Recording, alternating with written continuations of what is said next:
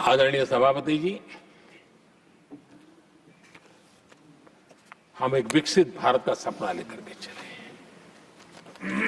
और आज वो सपना देश के लोगों की ऊर्जा के कारण संकल्प में बदल चुका है। आज कहीं पर भी जाइए, हर कोई ये कहता है कि 2047 तक विकसित भारत बनना है और मैं हैरान हूं। कुछ हमारे साथी सदन में इतने निराशावादी, इतने जमीन से कटे हुए लोग, बदलती हुई दुनिया से अनभिज्ञ लोग पता नहीं क्या बोल रहे हैं। वो कहते हैं हम मोदी जी भी 2047 की क्या बोल रहा है, 2047 किसने देगा है? हमारे देश के लिए, आजादी के लिए जो लड़ते थे, जो फांसी के तख्त पर चढ़ जाते थे, जो लाठियां खाते थे, गोलियां खाते थे, जो काला पानी की सजा के लिए अंडमान निकोबार के सेल्यूलर जेल में जिंदगी बिता देते थे, लक्षावधि नौजवान अपने पढ़ाई का, भविष्य का सोचे बिना, कोई परवाह किए बिना सिर्फ देश के लिए सोचने के लिए निकल पड़े थे। क्या उन्होंने कभी ये सोचा होता कि यार हमारे कालखंड में तो आजादी मिलेगी नहीं, कि मैं क्यों करूं? तो क्या देश कभी आजाद होता? ये इतने निराशावादी लोग हैं कि जब मैं डिजिटल इंडिया की बात करता था, मैं फिनटेक की चर्चा करता था, मैं यूपीआई की बात करता था, तो ये कहते थे अरे इस देश में गरीब आदमी मोबाइल फोन पर कैसे पैसों का कारोबार करेगा? 3 साल के भीतर भीतर देश ने दिखा दिया ये हो सकता है। और मैं हैरान था जिस दिन ऐसा भाषण संसद में हुआ, देश का मीडिया भी, मैं भी, ऐसे लोग, उनकी जो इकोसिस्टम है वो नाच रही थी कि देखिए मोदी को तगड़ा जवाब दिया। मोदी ने जवाब नहीं दिया। आपके हाथ में मोबाइल फोन जब यूपीआई से चलता है, काम करता है ना, तो जवाब अपने आप मिल जाता है।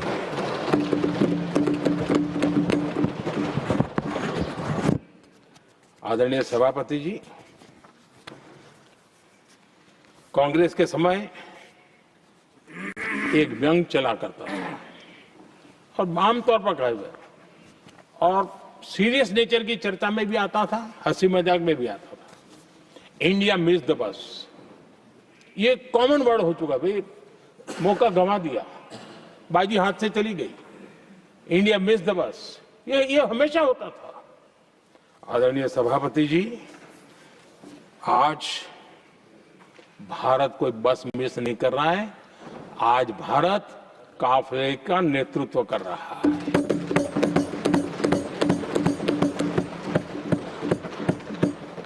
आदरणीय सभापति जी, देश का भविष्य उज्जवल बनाना है, वर्तमान भी उज्जवल बनाने के लिए अविरत कार्य करना होता है। हम विकसित भारत के सपने के लाइट में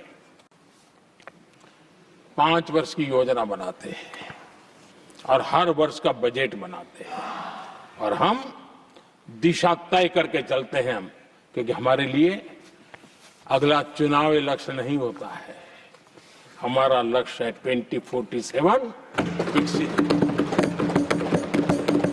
अरे चुनाव तो आएंगे जाएंगे, मेरा देश अजरा अमर रहने वाला है और हम देश की युवा पीढ़ी के हाथ में समृद्ध हिंदुस्तान देने का सपना लेकर के चले। जिन बच्चे जो आज जो घर में बालक है ना, उनको भी मैं देख करके क्या सोचता हूं कि मैं इसके हाथ में ऐसा हिंदुस्तान दे करके जाऊं ताकि हमें अपने काम का संतोष हो।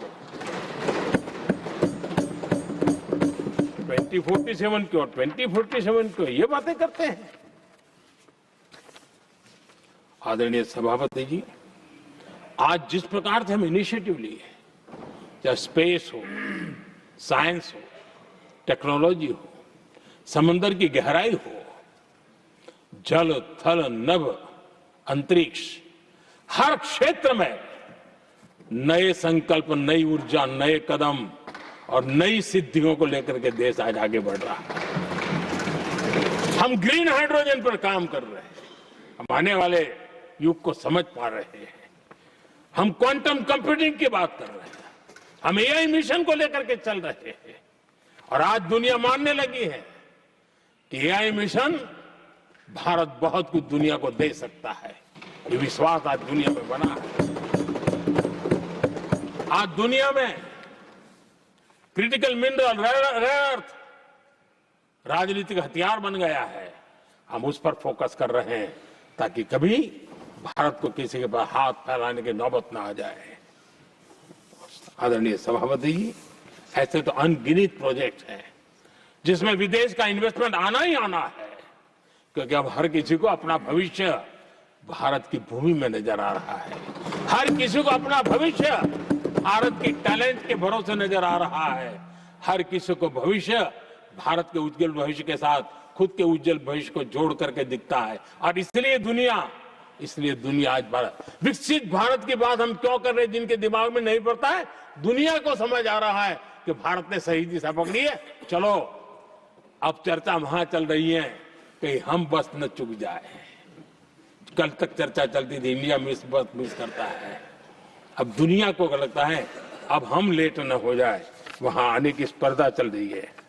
आदरणीय सभापति जी, आने वाला समय भारत के लिए अवसरों से भरा हुआ है। भारत के नौजवानों के लिए अवसरों से भरा हुआ है। भारत के उज्जवल भविष्य के लिए मैं पूरी संभावनाएं रेखांकित कर सकता हूं, मैं देख सकता हूं और उसके दिशा में नीतियां बनाकर हम आगे चल रहे हैं। हम इसको और मैं चाहता हूं, मेरे देशवासियों को निमंत्रण देता हूं और मैं देशवासियों को आज सदन से भी कहना चाहूंगा, मैंने मन की बात में भी इसका उल्लेख किया था, मैं यहां पर सभी माननीय सांसदों से भी कहूंगा कि आप भी अपने अपने क्षेत्र में ऐसे लोगों को बताइए, जब दुनिया भर में इतने अवसर पैदा हुए हैं, उसको स्थायित्व तब मिलता है जब हम उत्तम प्रकार की चीजों को लेकर के जाए, हम क्वालिटी को कॉम्प्रोमाइज न करें। मुनाफा कम क्यों न हो, लेकिन क्वालिटी को हम निरंतर उत्तम करते जाएंगे। इनोवेशन करना पड़ेगा, करेंगे, रिसर्च करना पड़ेगा, करेंगे, प्रोडक्ट में मटेरियल बदलना पड़े तो बदलेंगे, लेकिन हम दुनिया में क्वालिटी की दृष्टि से उत्तम हो, तब जाकर के जो आज राजनीतिक दृष्टि से जो निर्णय होते हैं उसका बेनिफिट लेने के लिए हमने पीछे नहीं रहना चाहिए। मेरे देशवासियों से मैं आज यही आग्रह करूंगा कि आप क्वालिटी के विषय में मेरा साथ दीजिए, क्वालिटी में कॉम्प्रोमाइज न करिए। आप देखिए, दुनिया सिर्फ और सिर्फ made in India, made in Bharat, made in India, made in Bharat, इसके लिए गीत गाने लग जाएगी। आदरणीय सभापति जी, मैं कांग्रेस के मित्रों का भी आज आभार व्यक्त करता हूं कि कम से कम मुझे, उनको पता था, पहले प्रयोग कर चुके थे। पिछले 10 साल में मुझे 5-6 बार इस प्रकार से बोलने से रोका गया, तो उनको मालूम था एक बार शुरू होता हूं तो रुकता नहीं। और मैंने कहा था एक बार एक अकेला, तो अब अनुभव से सीख गए कि इसमें कोई दाल गलने वाली नहीं है, तो समझदारी से काम लिया और ऐसी समझ उनको निरंतर मिलती रहे, ये भी मैं प्रार्थना करता रहूंगा। आदरणीय सभापति जी, मैं राष्ट्रपति जी के उद्बोधन में योगदान देने वाले सभी सांसदों का भी आभार व्यक्त करता हूं। जो भी उत्तम विचार यहाँ प्राप्त हुए हैं, उत्तम विचार देश की प्रगति में जरूर काम आएंगे, ऐसा मैं विश्वास देता हूं। और आदरणीय राष्ट्रपति जी का इस संबोधन के लिए मैं हृदय से आभार व्यक्त करते हुए मेरी वाणी को विराम देता हूं। बहुत बहुत धन्यवाद।